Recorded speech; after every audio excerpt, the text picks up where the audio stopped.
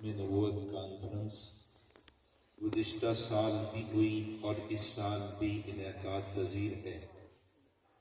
گزشتہ سال ہمارے دوست بلکہ محسن دوست جناب محترم عرفان محمود برق صاحب جو تحفظ ختم نبوت کے عنوان پر میدان میں اترے اور اپنی پوری جوانی اور پوری زندگی حضور کے نام کر گئے، بغیر کسی ادارے کی سرپرستی کے اور بغیر کسی جماعت کی چھتری کے۔ اس نوجوان نے جس دن سے حضور کا کلمہ پڑھا، قادیانیت پر لعنت بھیجی، اسلام قبول کیا، اس دن سے میدان میں آیا اور آج تک دیوانہ وار، والہانہ، عاشقانہ اور فدائیانہ طور پر حضور کی ختم نبوت کا پرچار کر رہا ہے۔ ایک غیر عالم آدمی ہے، عالم نہیں ہے، مفتی نہیں ہے۔ بظاہر آپ دیکھیں تو آپ کو دیکھنے میں ایک سادہ سا عام مسلمان لگتا ہے، لیکن اندر کی تڑپ نے اس کو کیسے قبول کروایا کہ اب تک اس کے ہاتھ پر تقریباً 1000 قادیانی مسلمان ہو چکے۔ سبحان اللہ۔ ایک آدمی ہے۔ اس سے پتہ یہ چلتا ہے کہ جب آدمی خود کو اللہ کے دین کے لیے وقف کر دے تو اللہ اس کو ضائع نہیں کرتے۔ اللہ رب العزت اس کو کام کے مواقع بھی دے دیتے ہیں اور کام کی صلاحیت، اسباب بھی عطا کر دیتے ہیں، لیکن مسئلہ بندے کا اپنا ہے۔ اندر سے پکا ہے تو رب دین عطا کرے، کچا ہے تو پھر کبھی آتا ہے، کبھی جاتا ہے، کبھی جڑتا ہے، کبھی ٹوٹتا ہے۔ اللہ ہمیں اندر کا پکا پن عطا فرمائے۔ آمین۔ آج پھر دوسری کانفرنس میں ان دوستوں نے جناب عبدالوارث گل صاحب کو دعوت دی۔ عبدالوارث گل بھی ایسا فرد ہے جو کفر سے اسلام میں آیا اور جس دن سے اس نے کلمہ پڑھا اس دن سے اپنے آپ کو حضور کے دین کے لیے وقف کیا، دوسرے غیر مسلموں تک ایمان پہنچانے کی محنت کا آغاز کیا۔ تنہا اکیلا چلا اور آج اس ایک نوجوان کے ہاتھ پر تقریباً 2000 عیسائی مسلمان ہو چکے ہیں۔ سبحان اللہ۔ تقریباً 2000 عیسائی مسلمان ہو چکے ہیں۔ اللہ تعالیٰ ہمیں بھی دعوت ایمان کا یہ مخلصانہ جذبہ عطا فرمائے اور ہمیں بھی ایمان اور اسلام کی قدردانی عطا فرمائے۔ پھر دوسرے بزرگ مہمان استاد محترم شیخ المشائخ حضرت مولانا شیخ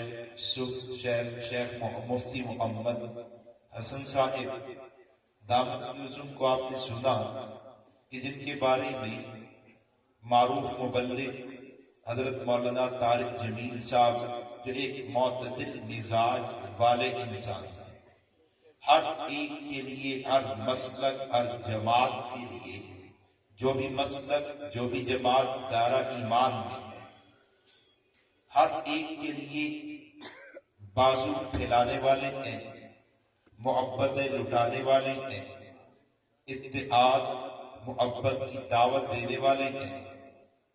وہ ان کے لیے آج سے تقریباً 15-16 سال پہلے کہتے ہیں، جبکہ حضرت والا بھی جوان تھے، عمر مبارک بھی کوئی 35-37 سال کے قریب تھی، تو وہ کہتے تھے کہ پاکستان کا دل لاہور ہے، لاہور کا مرکز اور دل چبرجی ہے، چبرجی کا مرکز اور دل جامعہ محمدیہ ہے، اور جامعہ محمدیہ کا دل مفتی محمد حسن ہے۔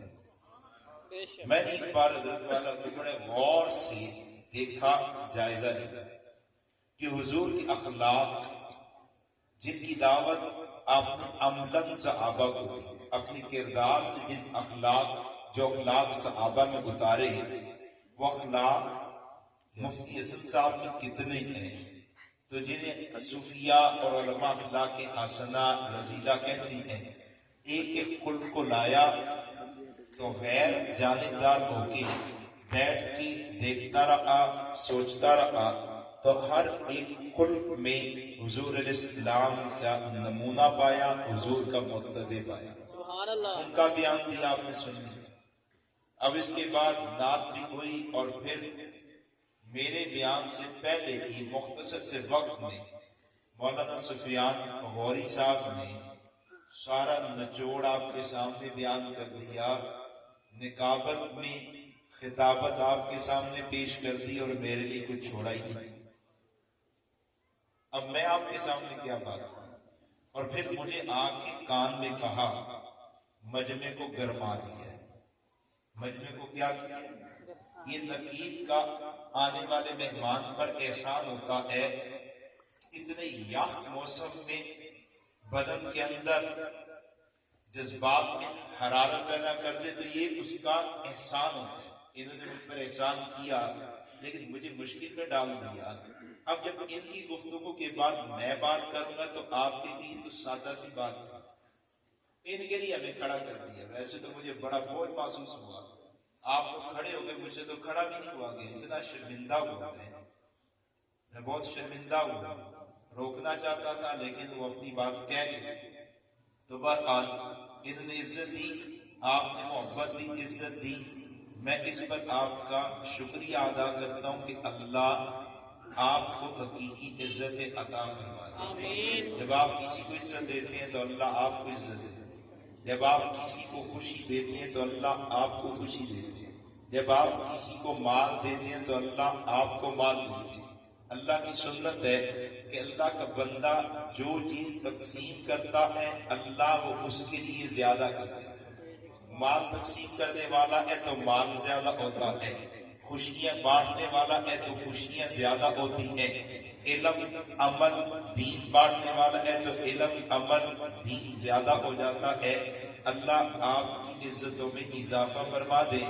ایک طرف تو مولانا نے مجھے ماحول ایسا دیا کہ میں بھی آپ سے جذباتی انداز میں گفتگو کروں، لیکن دوسری طرف میرے میزبان مولانا ساجد صاحب انہوں نے کہا کہ آپ نے کارگزاریاں بیان کریں، کام کی کاروبار۔ ان کی غرض مولانا چلیں گے، ان کی غرض مولانا سفیان صاحب کی غرض یہ توجہ کیجیے گا کہ بھائی مجمع کے ایمانی جذبات کو گرمایا جائے، کیوں؟ تاکہ یہ لوگ اپنا مال، اپنی جان، اپنی صلاحیت، اپنے اوقات قریب آقا امام الانبیاء کی عزت اور ختم نبوت پر فدا کرنے والے ہوتے ہیں، یعنی لٹانے والے ہوتے ہیں۔ کارگزاری کی دعوت کیوں؟ تاکہ احباب کے سامنے یہ بات آئے کہ قادیانیت ہمارے علاقے کے اندر، ہمارے شہر کے اندر، ہمارے صوبے کے اندر، ہمارے ملک کے اندر اور اس دھرتی پر کیا ارتدادی مہم چلا رہی ہے، اسلام اور نبی علیہ السلام کی ختم نبوت کو کتنا نقصان پہنچا رہی ہے، کہ جب بندہ دیکھتا ہے کہ میرے دین کو نقصان پہنچ رہا ہے، میرے بھائی پہ ایمان خراب کیے جا رہے ہیں، تو درد دل رکھنے والا صاحب ایمان اس کے اندر بھی جذبات اٹھتے ہیں کہ یار وہ باطل کے لیے میدان میں ہے تو میں حق کے لیے میدان میں آؤں گا۔ اب دونوں کی دعوت کا مقصد ایک ہے کہ آپ لوگ عقیدہ ختم نبوت کے عنوان پر اپنا مال، اپنی صلاحیت، اپنے اوقات، اپنی جان لگانے والے بن جائیں اور والہانہ فدائیانہ تعلق حضور کے ساتھ قائم کرنے۔ میں اپنا بیان نہ بھی کروں، صرف آپ سے ایک سوال کروں تو میری بات تو پوری ہو جاتی ہے، اور وہ سوال یہ ہے، کیا حضور کی ذات ایسی ہے کہ جن سے وفا کروانے کے لیے گرمائش اور گرم کرنے کی ضرورت ہے؟ حضور کی ذات ایسی ہے؟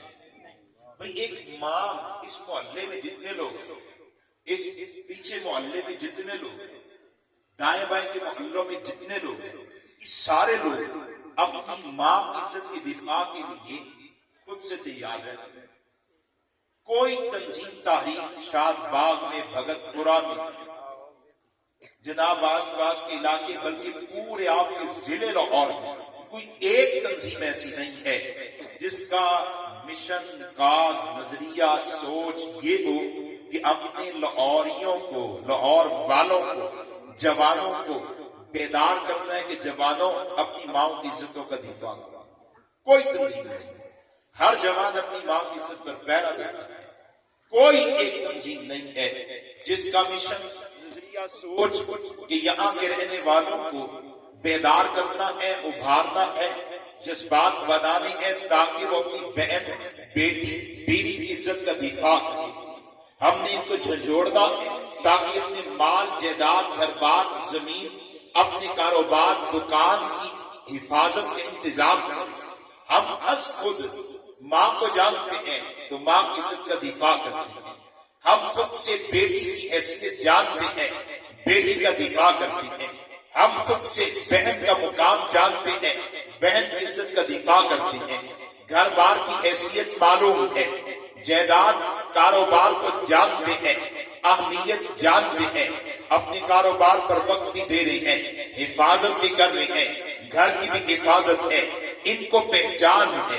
مجھے آپ کو پہچان ہے ماں کی عظمت کی تو ماں کا دفاع، بہن کی عظمت کی بہن کا دفاع، بیٹی کی عظمت کی بیٹی کا دفاع، مال پیسے کی اہمیت کی تو مال پیسے کا دفاع، اپنی جان، اپنی عزت کی تو اپنی عزت اور جان کا دفاع.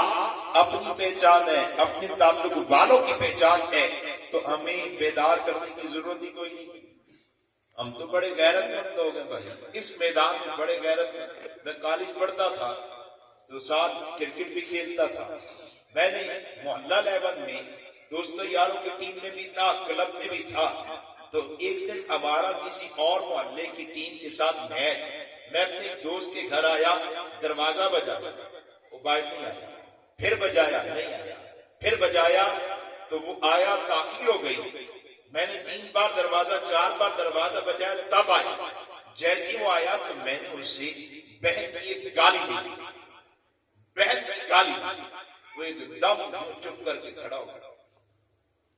میں نے پھر اسے ٹوکا اور میں نے کہا چل جا، پہلے لیٹ کرا دیا. وہ پھر یوں کھڑا. میں نے کہا خیر ہے چل. تو مجھے کہنے لگا مدیر تو منو بہن دی گال کٹی. تو آگے سے حماقت، بے وقوفی دیکھیں کیسی ہے. میں نے اس کو کہا میں کبھی سچی مچی کٹی. ہم گالی کی اتنے عادی ہوئے یار دوست، گندی غلیظ گالیاں دی جاتا ہے. ہم کہتے ہیں کبھی سچی مچی کٹی ہو، مذاق دی گال سی نہ ہو. یاری دوست اس لیے ہوتی ہے کہ اپنی ماں بہن بیٹیوں کی قسمت عزت پامال کروا جاؤ. بے غیرت بن جاؤ، بے حیا بن جاؤ. اس نے وہی مجھے کہا تو منو بہن دی گال کٹی یار، میں کبھی سچی مچی کٹی. پھر اگلا جملہ تو میری بہنوں کی کہتا ہے. میں کہ باجی کہتا تو اپنی باجی کو گال کٹی.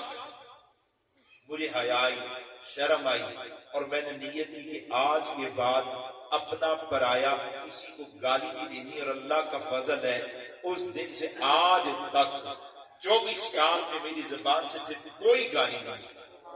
کالج میں پڑھا، ایم اے کالج جیسے کالج میں بھی گیا، لیکن گالی پھر نہیں. یار ہم نے تو اس کو روٹین کا حصہ بنایا ہے.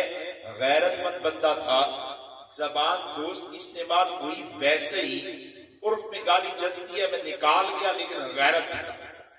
ہم بہن بیٹی کو گالی برداشت نہیں کرتے. میرے خطیب صاحب دوست ہیں، ایک اسٹیج پہ ہم جمع ہوئے تو وہ جذبات میں آ کے کہنے لگے، تقریر ان کی جب آخر میں پہنچی تو کہنے لگے ہماری ماں کی عزت کا مسئلہ ہو، عزت پر حملہ کرو برداشت کر جائیں گے. اگر بہن کی عزت پر حملہ کرو برداشت کر جائیں گے، بیٹی کی عزت پر حملہ کرو برداشت کر جائیں گے، لیکن حضور کی عزت پر حملہ کرو برداشت نہیں کر سکتے. انگلی اٹھاؤ گے کاٹیں گے، زبان چلاؤ گے کتی سے پکڑ کے نکالیں گے، قلم چلاؤ گے توڑ دیں گے. واپس آ کے تقریر مکمل کر کے بیٹھے تو میں نے کہا مولانا معذرت کے ساتھ ایک دو سوال ہے پوچھوں. کہنے لگا پوچھو, دوست ہیں بڑے بے تکلف ہیں. میں نے کہا پوچھوں. کہنے لگا ہاں. میں نے کہا مولانا بہن دی عزت سے سمجھوتا کرو گے؟ نہیں. میں کہ ماں دی عزت لٹن لگے کوئی سمجھوتا کرو گے؟ نہیں. دھی دی عزت حملہ ہو جائے سمجھوتا کرو گے؟ کہتے نہیں. میں کہ اسٹیج پہ کیوں کیا جی؟ اسٹیج پر کیوں کیا؟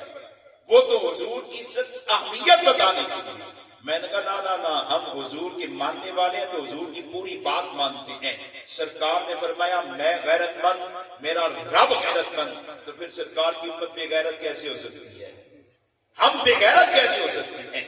آپ نے حضور کی عزت کی اہمیت بتانی ہے تو آپ اس طرح سے کہ بھائی ہم وہ لوگ جو ماں بہن بیٹی کی عزت پر سمجھوتا نہیں کرتے, جائے کہ سرکار کی عزت پر سمجھوتا کرتے ہیں. ہم تو ماں کی عزتوں پہ فدا ہو جاتے ہیں, بہنوں کی عزتوں پر اپنی جوانی لٹا جاتی ہے, بیٹیوں کی عزتوں پر باپ قربان ہو جاتی ہے. جب ہم ماں بہن بیٹی کی عزت کا دفاع کرتے ہوئے جان نچھاور کر جاتے ہیں تو سرکار کی عزت پر ہم کیسے سمجھوتا کر سکتے ہیں؟ سرکار کی عزت تو ماں بہن بیٹی کی عزت سے کروڑوں کھربوں گنا ہوتی ہے. ماں بہن بیٹی اور حضور, ماں بہن بیٹی کا مقام احترام عزت اور سرکار کا مقام احترام اور عزت, اس کا تو کوئی مقابلہ ہی نہیں ہے. دوسری بات میں نے ان سے پوچھی مولانا آپ کے نبی کی عزت پر کوئی انگلی اٹھائے تو انگلی کاٹ دی. کہتے مطلب؟ میں نے کہا حضور کا حکم کیا ہے؟ بخاری شریف جلد 9 میں سرکار نے صحابی حضرت محمد بن مسلمہ کو کیا کہا جب آپ نے صحابہ کے عام مجمع میں فرمایا من کعب بن اشرف, اے صحابہ کعب بن اشرف نے میری توہین کی ہے, اللہ کی آبرو پر حملہ کیا, اللہ کی عزت پر حملہ کیا ہے, اسلام کی بنیاد, اسلام کی روح, دل, مرکز پر حملہ کیا ہے. اے صحابہ تم میں سے کون ہے جو کچھ محمد کی اللہ کی آبرو عزت کی حفاظت کرے؟ محمد بن مسلمہ کھڑے ہوئے تھے اور انہوں نے عرض کیا تھا اتحب ان اقتلا, اللہ کے نبی کے آپ کے دل کی چاہت تمنا یہ ہے, رب کا حکم یہ ہے کہ اس کو قتل کیا جائے؟ سرکار نے فرمایا ہاں اس کو قتل کیا جائے. میں نے کہا حضور تو کہتے ہیں جو انگلی اٹھائے اس کی گردن اتارو. حضور تو فرماتے ہیں جو زبان چلے اللہ کی, حضور کی عزت اللہ کی آبرو کا نام ہے, یہ اللہ کی آبرو ہے. حضور اللہ کے نمائندوں میں سب سے بڑے نمائندے ہیں, سب سے بڑے درجے والے ہیں. اگر ان کی عزت محفوظ نہیں, خدا کی قسم پھر دین اسلام محفوظ رہ نہیں. لیکن میں واپس آتا ہوں, میں اسی طرح نکل جاؤں. اچھا چلو اسی پر ایک اور بات عرض کروں. حضور کی آبرو کا مقام, عزت کا مقام کتنا زیادہ ہے. مکہ فتح ہو گیا, عام معافی کا اعلان ہو گیا, عام معافی کا اعلان. مکہ فتح ہو, عام معافی کا اعلان. اپنے گھروں کو اندر سے بند کرو تو معافی مل جائے, حرم کی حدود میں آ جاؤ معافی پا جاؤ. لیکن سرکار فرماتے ہیں اے صحابہ یہ ابن قتل کو تم جہاں پاؤ اس کو وہیں پر قتل کرو. یہ بھی بخاری جلد 9 کی روایت ہے اور بہت سی کتابوں میں ہے. ایک صحابی, باقی صحابہ بھی ابن قتل کو ڈھونڈتے ہیں. یہ ابن قتل وہ آدمی ہے جو حضور الاسلام کی گستاخی کرتا ہے اور اس نے مکہ میں 2 گلوکارائیں رکھی ہیں, کنجریاں رکھی ہیں, حضور کی چوک و چراغ میں توہین کروایا کرتا ہے.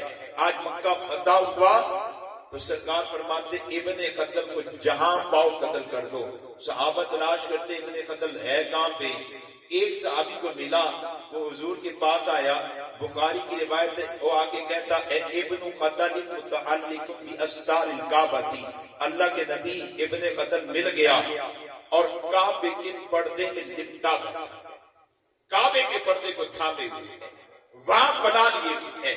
یہ صحابی آئے گی اس لیے کہ حرم ہے, یا قتل و قتال جائز نہیں ہے, اس لیے کہ سرکار نے خود فرمایا یہاں آؤ گے نجات پا جاؤ گے, یہاں تمہیں کچھ نہیں کہا جائے گا. یہ آ چکا اور صرف حرم کی حدود میں نہیں, یہ کعبے کے غلاف کو تھامے بیٹھا ہے, وہاں لٹکا ہوا ہے. اس لیے صحابی آ کے پوچھتے اللہ کے نبی اب کیا کریں؟ دوستو رب کعبہ کی قسم, آسمان والے نے حکم نازل کیا اسی وقت حضور کو وحی آئی اور حضور نے صحابی تک وہ اللہ کا حکم پہنچا دیا. اور حکم کیا ہے؟ اے صحابی، اللہ کا حکم ہے کہ اسے یہیں پر قتل کر دیا جائے. کعبے کے پردے سے نکالا. مقام ابراہیم ملتزم بھی اللہ کی تجلیات کا مرکز. کعبہ چوکھٹ ہے، اللہ کی تجلیات کا مرکز. ساتھ ملتزم اللہ کی تجلیات کا مرکز ہے. اس کے اور مقام ابراہیم کے درمیان طواف کی جگہ پر کعبے کے سائے میں ابن قتل کو قتل کر دیا گیا. یہاں قتل ہوا. پھر علامہ ابن حجر جیسے محدث اور دیگر محدثین اس پر سوال اٹھاتے ہیں کہ اس کو یہاں قتل کیوں کیا؟ ٹھیک ہے، واجب القتل ہے. باپ کا قاتل چھوٹا مجرم، سرکار کی عزت پر حملہ کرنے والا بڑا مجرم. ماں کا قاتل چھوٹا مجرم، سرکار کی عزت کا مقام زیادہ، ان کی عزت پر حملہ کرنے والا بڑا مجرم. اور یہ تو چھوٹی بات کر گیا، اولین و آخرین سب ایک طرف ہو، سرکار کا مقام سب سے اونچا ہے. کوئی بندہ ساری انسانیت کا قاتل بن جائے چھوٹا جرم ہے، سرکار کی عزت آبرو پر حملہ بڑا جرم ہے. میں اس پر آگے جا کے ایک اور بات کر دیتا ہوں، ابھی ذہن میں آ گئی. تو آپ نے فرمایا، اس کو علامہ ابن حجر مکی نے کہا آپ واجب القتل تو ہو چکا، اس کا قتل امت کے ذمے واجب ہو چکا. لیکن اللہ حکم دیتے کہ نبی جی اپنے صحابی کو کہیے میرے حرم کی حدود سے باہر لے جاؤ. کہ جیسے دو نوجوان مسجد میں جھگڑا کر رہے، مولانا نے کہا کہ یار کیوں جھگڑتے ہو، چھوڑ دو. باز نہیں آئے تو مولانا نے کہا یار یہ بڑی احترام کی جگہ ہے، مسجد ہے، عبادت گاہ ہے، یہاں سے باہر جاؤ، باہر جا کے جھگڑا کرو، یہاں جھگڑا نہ کرو. تو اسی طرح قتل تو واجب ہو چکا. اللہ کہتے حرام ہے، حرمت کی جگہ ہے. میں نے آج تک اس کو ہر قسم کے جھگڑے سے محفوظ رکھا ہوا ہے، حرام قرار دیا ہوا ہے. اس مجرم کو پکڑو اور حرم کی حدود سے باہر لے جا کے قتل کرو، باہر لے جا کے قتل کرو. یہ کیوں نہیں کہا؟ یہ کیوں کہا کہ یہیں پر قتل کرو؟ تو علامہ ابن حجر مکی بڑی خوبصورت بات اور محدثین نے بھی لکھی. جامع شفیع کے شیخ التفسیر شیخ الحدیث حضرت مولانا ادریس صاحب کاندھلوی رحمت اللہ علیہ نے سیرت المصطفیٰ میں یہی بات لکھی کہ اصل میں اللہ نے اس دن حرم کی حرمت اٹھا لی تھی اور تا قیامت آنے والوں کو بتا دیا کہ میری نگاہ میں کعبے کا مقام کم ہے، محمد کی عزت کا مقام زیادہ ہے. آج کعبہ بھی میرے محبوب کے گستاخ کو بنا نہیں دے سکتا، کعبہ بنا نہیں. اللہ نے حرم کی حرمت نہ کبھی پہلے اٹھائی اور نہ قیامت تک حرم کی حرمت اٹھے گی. ایک دن کے لیے اٹھی ہے اور دن وہ ہے جب گستاخ نے کعبے میں آ کے بنا لینی ہے. تو اللہ نے کعبے کی حرمت اٹھا لی ہے اور تا قیامت لوگوں کو بتایا حضور کا مقام بڑا ہے، ان کا منصب عزت بڑی ہے. نبی کے مقابلے میں تلوار پکڑ کے آنا کفر ہے، بڑا جرم ہے. لیکن عزت رسول پہ حملہ کرنا یہ اس سے بڑا جرم ہے. مقام رسول پہ حملہ کرنا یہ بڑا جرم ہے. بدر کے اندر یہ لوگ مشرکین مکہ آئے تلوار پکڑ کے نبی کے مقابلے، اللہ نے انہیں ذلت دی، شکست ہوگی. 70 مارے گئے، 70 قیدی بنا لیے. بڑے غور سے اس بات کو سنیے گا. 70 مارے گئے، 70 قیدی بنا لیے. اب ان قیدیوں کو بدر سے مدینہ کی طرف لے جایا جا رہا ہے، مدینے کی طرف آ رہے. اللہ کو حکم آیا نبی جی ان قیدیوں میں سے 2 قیدیوں کو جدا کر دیں. ایک قیدی کا نام عقبہ ابن ابی معیط تھا، دوسرے قیدی کا نام حارث تھا. یہ عقبہ ابن ابی معیط وہ خنزیر قیدی جو مکہ کی زندگی میں حضور کے گلے مبارک میں پھندا ڈال چکا، جس نے نبی الاسلام کے چہرے پہ مکہ میں تھوکا.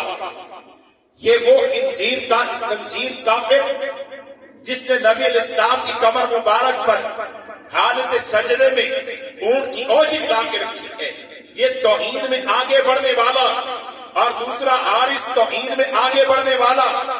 سارے قیدیوں سے اللہ نے ان 2 قیدیوں کو جدا کروا دیا اور کہا یہ جو کہ صرف مقابلے قتل کے لیے نہیں آئے، جنگ کے لیے نہیں آئے، یہ وہ بدبخت ہیں جو آپ کی مکہ میں توہین کرتے تھے، نبی جی ان دو کو باقی سارے قیدیوں سے جدا کریں۔ وجہ اللہ جانتے ہیں، صحابہ کا مشورہ آئے گا، نبی جی تمام کو رہا کر دیں گے، بدلہ کچھ لیا جائے گا، قتل نہیں کیا جائے گا اور قیدیوں کو رہا کر دیا جائے گا۔ اس کے بہت سی اسباب ہیں، وجوہات ہیں، صحابہ کے ذہن میں جو باتیں، کیونکہ لمبی بات ہے، لیکن اللہ تو جانتے ہیں یہ مدینہ پہنچیں گے، رہائیاں مل جائیں گی۔ اللہ کہتے ہیں ٹھیک ہے، باقی جو قیدی ہیں ان کو تو رہائیاں ملیں، ہاں دو قیدی ان کو یہی جدا کریں۔ اللہ کیے گے تو اللہ نے کہا ان کو قتل کر دیا جائے۔ علامہ ادریس صاحب کاندھلوی بڑے درجے کے محدث، مفسر، فقیہ، وہ کہتے ہیں نبی کے مقابلے میں تلوار پکڑ کے آنا بھی جرم ہے، کفر ہے، لیکن نبی کی توہین کرنا، مقام پہ حملہ کرنا یہ اس سے بڑا جرم ہے۔ اس لیے دو قیدیوں کو باقی قیدیوں سے جدا کروایا گیا ہے۔ اب میں واپس آتا ہوں، باتیں تو میری اس موضوع پر شروع ہوئی تو چلتے چلے جاؤں گا کہ آج کا یہ ایک ہارڈ ایشو ہے کہ حضور اسلام کی عزت پر پوری دنیا میں حملے ہیں۔ مسلمانوں کے ذہن میں طرح طرح کے سوالات قانون ناموس رسالت کے حوالے سے، گستاخوں کے حوالے سے ڈالے جاتے ہیں۔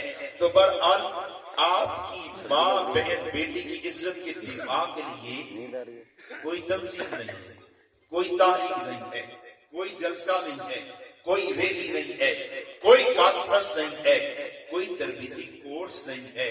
آپ خود سے کرتے ہیں، کیوں؟ آپ ماں کو جانتے ہیں، آپ باپ کے مقام کو جانتے ہیں، آپ بہن بیٹی کی حیثیت عزت کے مقام کو جانتے ہیں۔ آپ جس ماحول میں ہیں اس ماحول میں غیرت، گھر کی غیرت، خاندانی غیرت، ماں بہن بیٹی کی غیرت پر قتل عام ہے، عام ہے۔ آپ کا ماحول، معاشرہ، آپ کا خاندانی نظام، آپ کے گھر کا مزاج، آپ کے یاروں دوستوں کی مجالس، اس نے آپ کی تربیت کی ہے کہ ماں بہن بیٹی کی عزت پر سمجھوتا نہیں ہوگا، جائیداد پہ، کاروبار پہ، دکان پہ سمجھوتا نہیں ہوگا۔ آپ سمجھوتا کرتے بھی کوئی نہیں، وہ تو سگا دوست، بڑا قریبی دوست ہے، مجھے ٹوک دیتا ہے تو میری بہن گال کر دیا، تو میری بہن گال کر دیا، ہم تو ٹوک دیتے ہیں۔